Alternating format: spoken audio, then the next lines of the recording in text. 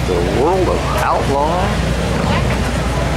Shirts for Sale wagon. I don't know how else to say it. I was going to say t-shirts, but they got way more than that. As you can see.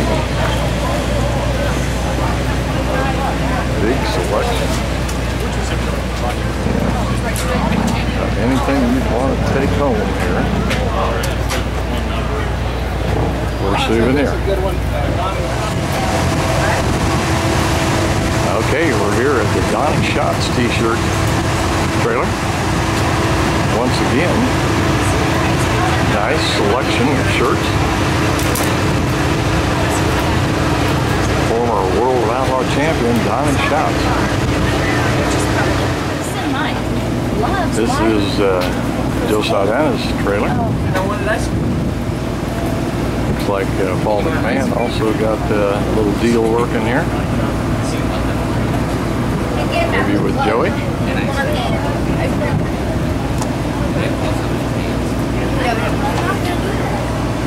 Large or small, whatever you need, they got it. Here's Darren Pittman's trailer. Once again, some nice shirts up here. Looks like maybe possibly a daughter.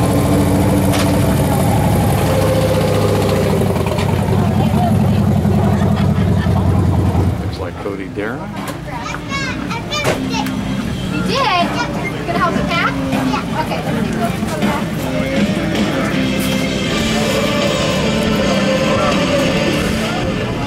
Are you cold? There's a Sammy Swindell fleece blanket for $35. Like I say, it's not just t-shirts.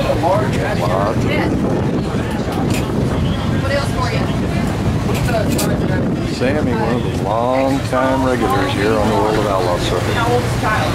Look at these side panels, replicas of wings back there. Anybody remember this one? #1 channel lock. How about TNC? That'll work. And of course, big game tree stands right now. King Kinser Drive. What do you think? Is that what most of the racetracks have been here around the United States? Here we are, Steve Kinser's trailer. And you can see some of the memorabilia that you might be able to take home with you. This is Steve's last year for the World of Outlaw and Racing Sprint Car this year. Side panel up there. Bad boys.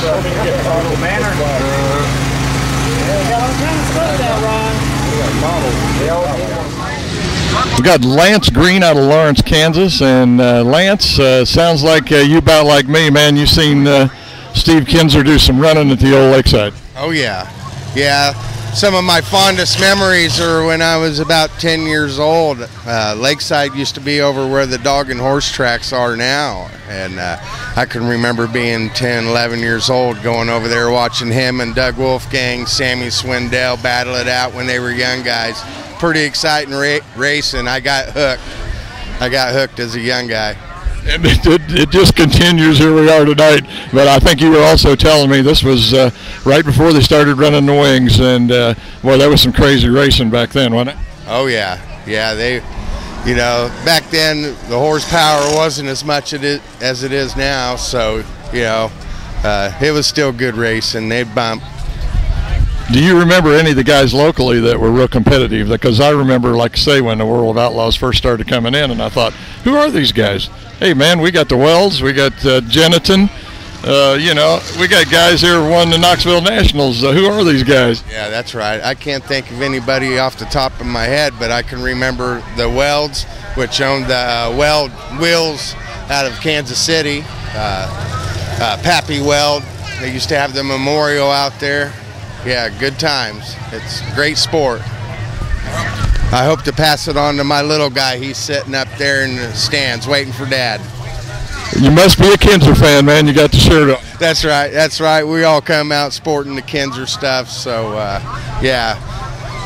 Good luck to the King. I was going to say, these kids have been coming on. You think he can pull it off tonight? Oh, yeah. Yeah, the King can pull it off any night, you know. I'd look for Brian Brown to look up, you know, be up there running good. So hopefully I have a good night of racing. Hey, Lance, let's go racing, man. All right, sounds good. Boogity, boogity, boogity. Okay, we got Art here from Kansas City, and he's a Swindell fan because he's got the shirt on. So, I mean, you know, he's not only backing it up with the shirt, he's got words about it. So, Art, tell me about your story about Swindell and Sammy. I got to see Steve and Sammy get into full-blown fisticuffs at Eagle Raceway. After the Fram Dash way back, had to be in the 90s sometime, they managed to turn each other over in the dash, and Steve did not like it very much. After he crawled out of his car and chased Sammy all the way down the front stretch and threw a punch, ended up getting after each other pretty well. It's one of my most treasured memories of sprint car racing. No, I think there's a lot of people that have got a lot of those kind of memories, and like I say, it's kind of sad that a lot of this is going to be coming to end with Steve here on this farewell tour. I agree with that. He's a legend. You can't do anything but respect the guy. I mean, he's a great racer. Okay, Art, thanks a lot, buddy, and man, let's have some fun tonight and go racing. I agree. Okay, we got Robert from California now. He didn't fly in just for this race. He's in town for business. But anyway, Robert, you got a story about Steve Kinser out in Paris, I think? Yeah. You know, a lot of people, if you ever see Steve in the pits, you know, he's always kind of got this little scowl on his face, or he's in race mode all the time. You know, but I got to meet him at Paris a couple weeks back in April, and he was just real nice, real accommodating for the fans, and signed an autograph for my son and shook my son's hand. And my son's only 5 years old, and he just thought it was the greatest thing in the world. So, you know, he's great on the track, but he's great off the track as well. I was going to say, if you had to rate him, I mean, we got so many young kids coming into the sport now and kind of taking things over. Of course, Steve's the king of sprint cars, but you give him number one. I mean, don't forget now, we had Swindell and Wolfgang in there for a long time. You give Steve number one rating? Oh, yeah, definitely. I mean, you know, I remember the classics, you know, Swindell, Kinser battles and things, and remember watching him on the mile at Syracuse and getting around there at 150 miles an hour or something like that. But he was always fun to watch, you know, always. All right, man, thanks a lot, and enjoy your night here at Lakeside. Thank you, appreciate it. Thank you, buddy. Okay, we're going to get a female's perspective here. We've got Leah Clark, and she is the niece of Dick Sutcliffe, who was a sprint car sportsman racer around the Kansas City area for a long time. So you're familiar with this racing scene? Very much so, yes. It's somewhat a regular at Knoxville, you said? Somewhat. When I can go, I go. Okay, we're here celebrating tonight Steve Kinser's last visit to Lakeside and retirement. You got any fond memories or even bad ones of Steve over the years? I mean, golly, it's covered, what, like 3 decades probably, but anything you can think of about Steve? Just, you know, racing with, you know, McMahon, some of these other guys, and just the close races, and I mean, he's been a heck of a racer. He's definitely going to be missed. Without a doubt. I don't know about you, but just for the sentimental reasons tonight, I'm really thinking I'd like to see Steve win this thing. But I know they're running for a lot of money, so sentimental is not going to mean much. Right. Yeah, I'd like to see Kinser win, too. It'd be awesome. All right. Well, Leah, thanks a lot for talking to me, and we'll see how this thing plays out. I think we're just about ready to do some hot laps, so, hey, let's have some fun. Yeah, good luck, Kinser. Yeah, we've caught up with somebody here in the waiting line for the tickets at Lakeside, and I think everybody, when they see this face, is going to know who it is, but it's Bob Baker, Executive Director of the Knoxville Hall of Fame. Bob barely made it down tonight. Yeah, it was a close call. We canceled at Knoxville pretty late this afternoon. It was after 5, so just decided to come down and have some fun tonight in Kansas City. Listen, we're here tonight kind of honoring Steve Kinser at the same time coming to see the World of Outlaws. You got a favorite Steve Kinser story? I know you've seen the guy race many, many times. Several stories. Probably the one that stands out in my mind is Williams Grove back when I was working for Ted. He was leading the National Open race there, the 75-lap feature. They had to stop for fuel, and they told the drivers, you can't work on the race cars. Well, Carl came out and started piddling with the race car, and Steve was in the lead, and so sure enough, when they restarted the race, they moved Steve to the tail, and him and Carl were not happy at all, but Steve proceeded to lap just about everybody but the second-place car, and when he got out of the car, he said, well, I wasn't too fond of him putting me to the back, but it worked out all right. That sounds really nice. I love that. You know, I was thinking about this as I was getting ready to come out here, and I can remember when these guys pulled into the old Lakeside, and I think Steve and Carl had an open trailer, and you know, I'd never even heard of the World of Outlaws before, and I thought, who are these guys? But man, it's come a long ways, hasn't it? It sure has. It's a big traveling circus of race cars in corporate America right now, all across the country. I'm really looking forward to the night. Are you got any sentimental favorites? Or, I mean, you're kind of hoping for Steve to win, but boy, seems like Pittman's been running really good, and you know, several guys out there. We were at I-80 last night and had a great race. There was 4 cars that could have won the feature. Joy Saldana won, Donnie Schatz was second, Darren Pittman was third, and Kerry Madsen was fourth, and any of those 4 cars could have won the feature. So it's going to be a great race tonight here at Lakeside. Like I say, sentimental favorite. We want to see Steve bring it home, right? It would be nice to see Steve win any time this year, yes. Okay, Bob, thanks a lot, man. We had a few minutes in line here, and I appreciate you talking with us. All right, thanks a lot. We got Dana Kinser here, and I think anybody that's been around Steve over the years knows who this lady is. I'm sorry, I couldn't remember her name at first, but I recognized the face right off.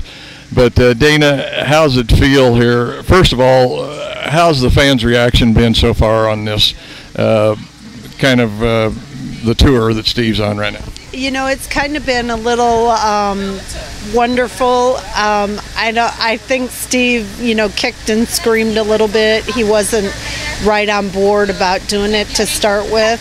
And I think it's been kind of wonderful because the fans have come forward, and a lot of the stories that we've heard about how their lives are intertwined with our careers, or Steve's career.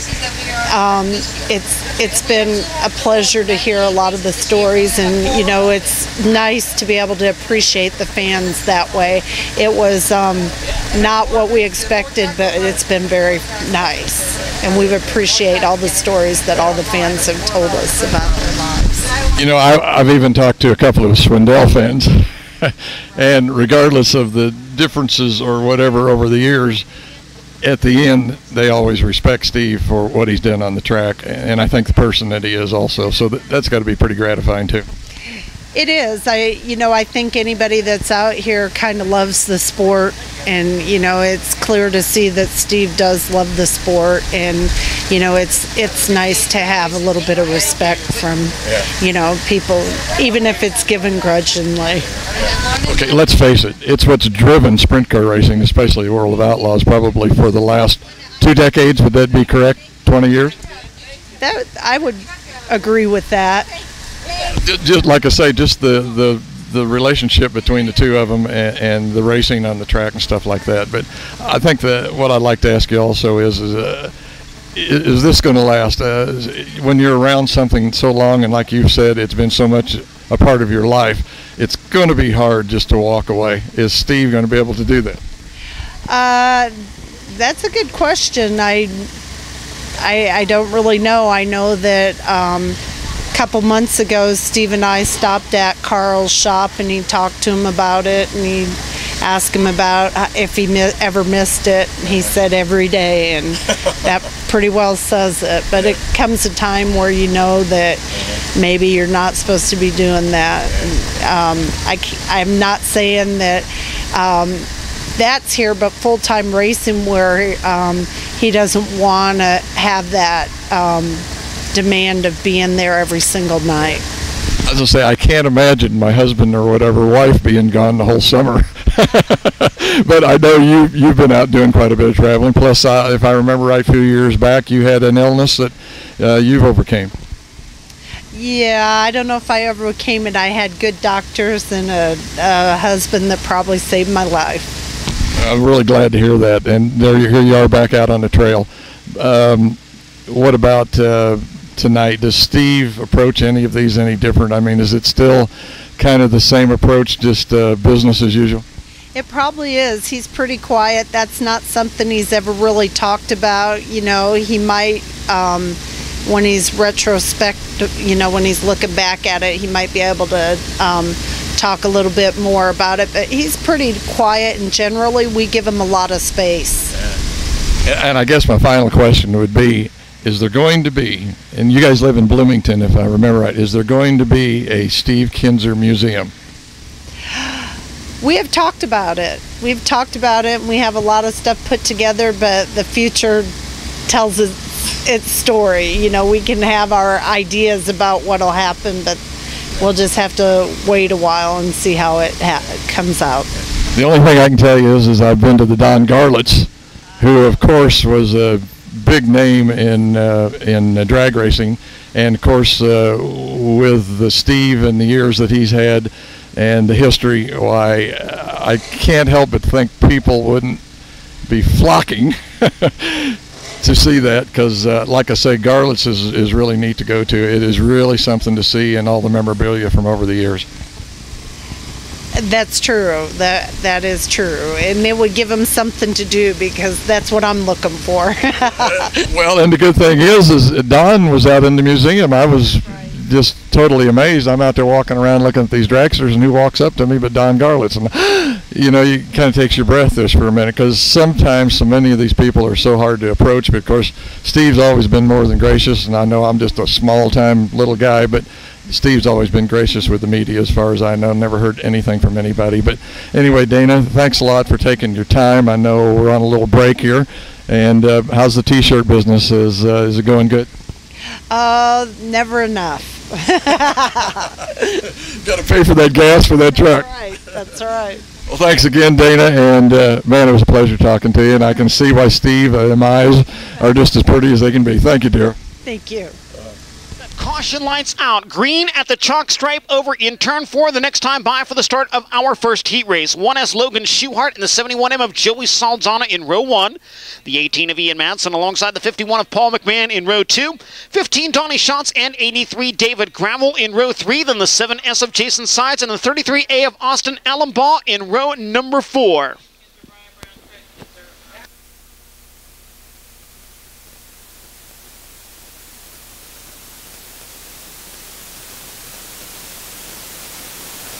We're green. Side by side down the front stretch, Joey Saldana jumps into the lead. Logan Schuhart in second, challenged on the high side by the 51 of Paul McMahon. McMahon drives around the outside of Schuhart to take the runner-up spot. Schuhart in third as they reach turn 3. David Gravel fourth, Ian Madsen in fifth, Donnie Schatz in sixth. Lap number 1 in the books with Joey Saldana out in front of the field in the Water Equipment 71M. Track lightning fast, still fairly narrow. Not much of a cushion even starting to develop as of yet. Saldana runs the bottom of the speedway at the exit of turn 4, opening it up now, a 1.1 second advantage over Paul McMahon with lap times in the 13.4 second bracket for your race leader at over 133 miles per hour. Car off the pace on the backstretch, pulling into the infield. It's the 33A of Austin Allenbaugh. We stay green. Halfway home this time by, 4 laps down and 4 laps to go. Joey Saldana leads the race. Paul McMahon runs in the second spot. Logan Schuhart riding in third. In fourth, it is David Gravel. Ian Madsen in fifth. Donnie Schatz in sixth. Jason Sides in seventh. Joey Saldana into the 13.3 second bracket now, nearly as fast as the track record during qualifying. Over 134 miles per hour for the average speed as Saldana hustles around this half-mile oval. Starting to see a couple of grooves begin to develop in turns 3 and 4. Cushion starting to build on the high side of the speedway. Still a lot of moisture down low as well. Joey Saldana takes the white flag. 1 lap to go. David Gravel down low in 3 and 4, trying to gain some ground on third place running Logan Schuhart. Saldana already at the end of the backstretch and through turns 3 and 4. Joey Saldana gets the heat race victory. Paul McMahon will finish in the second spot. Logan Schuhart in third, David Gravel in fourth, and Ian Madsen in fifth.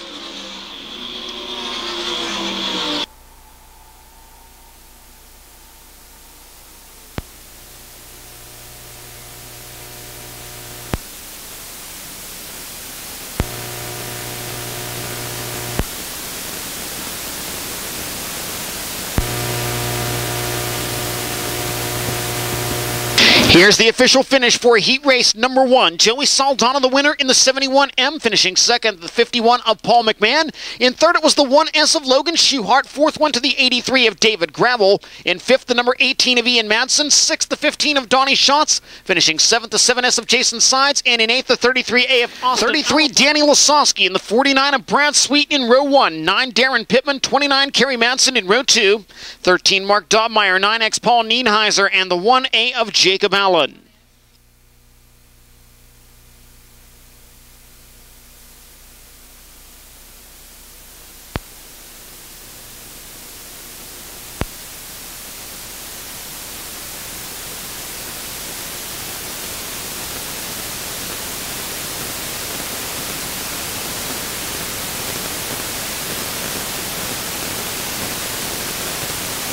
Green flag.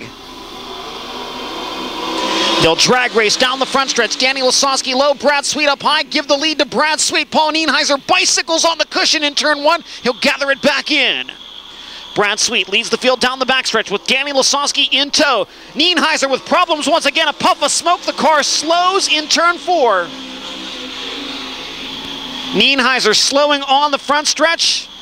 Turns into the infield. We stay green. And now the caution flag will wave. Nienheiser doesn't quite make it far enough off the racing surface, and so the caution flag is displayed. So problems for Paul Nienheiser in the Cam 2 Blue Blood number 9X. Sweet and Lasowski back underway. Lasowski jumps into the lead as they reach turn 1, but Sweet powers back around him on the outside. Brad Sweet back to the lead. Danny Lasowski second. Good battle for third between the 9 of Darren Pittman, who has it, and the 29 of Kerry Madsen, who challenges. Madsen turns it down low off turn 4, but can't make the pass of the defending Outlaw champion. Mark Dobmeyer rides the cushion through turns 1 and 2. Cushion a little lower on the speedway in 1 and 2 than it is in 3 and 4. It's about 2/3 of the way up the racetrack in turns 3 and 4, and not quite halfway up the racetrack in turns 1 and 2. Field starting to spread out just a bit. Brad Sweet in the clean air, able to pull away from the field. We reach the halfway point with 4 down and 4 to go. Sweet turned a lap of 13.313 seconds. That is just 1/100th of a second off of the track record set during qualifying time trials. 5 down and 3 to go. Brad Sweet leading the race. Danny Lasowski running second. In third, Darren Pittman. Kerry Madsen fourth. Mark Dobmeyer in fifth. And Jacob Allen running sixth. Sweet the last time by with a 2 3/4 advantage in the ShortTestSupplies.com number 49.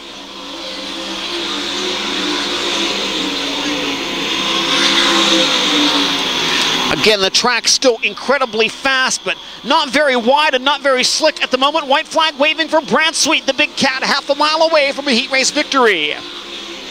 Sweet powers down the backstretch, past the scoreboard and into turn 3. Checkered flag in the air. Brad Sweet will win heat race number 2, with Danny Lasowski claiming the second spot. Third will go to Darren Pittman, Kerry Madsen in fourth, and Mark Dobmeyer in fifth.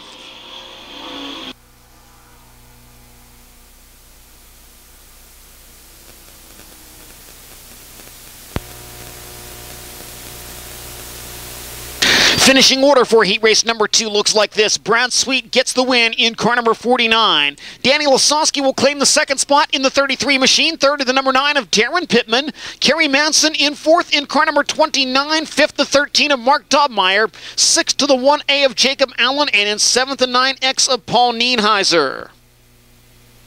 Get the 1 to go signal. Final heat race of the night for the World of Outlaws STP Sprint Cars. Lakeside Speedway hosting the FVP Outlaws at Lakeside. Final heat race with the 11K of Craig Kinser and the 4 of Cody Darris side by side in row 1. 21 Brian Brown alongside the 1 of Sammy Swindell in row 2. 11 Steve Kinser, 77X Wayne Johnson in row 3. Then the 28 of Jonathan Cornell at the back of the field. Again, Cornell makes his Outlaw debut tonight. He has the smaller 360 cubic inch engine under the hood.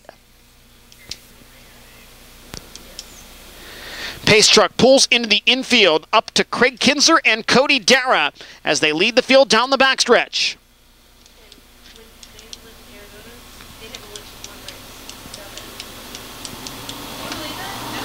We're green.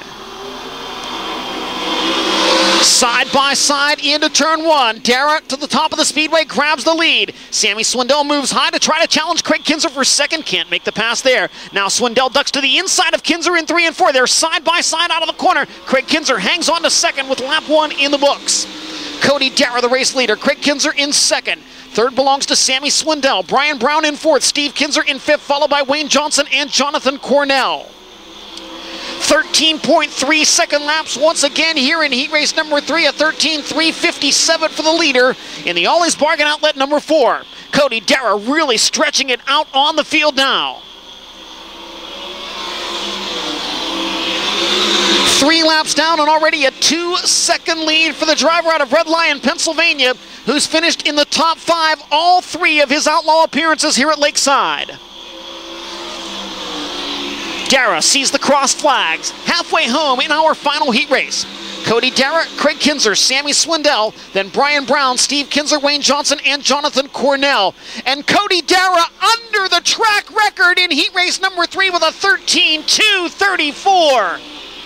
Again, that will not be considered an official track record because it was set during racing and not during qualifying. But Cody Darragh, unofficially the fastest driver ever at the Lakeside Speedway. Darragh down the backstretch into turn 3. White flag will wave. Half a mile away from a spot in tonight's World of Outlaws STP Sprint Car Series Dash. Cody Darragh rides the cushion into turn 3, turns hard down to the bottom of the speedway out of turn 4. Darragh will pick up the heat race victory. Second will go to Craig Kinser, Sammy Swindell third, Brian Brown in fourth, and Steve Kinser will finish fifth.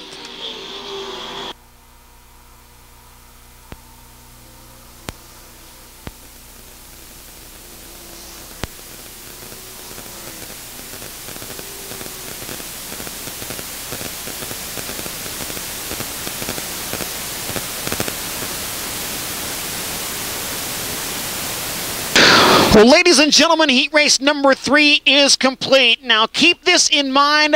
World of Outlaws STP Sprint Car Series recognizes track records when they occur during official qualifying time trials, and that track record was set tonight by Paul McMahon. Unofficially, in that last heat race, Cody Darragh became the fastest driver ever at the Lakeside Speedway. He was faster than the track record set in qualifying time trials. Darragh turned a lap of 13.234 seconds at over 135 miles per hour.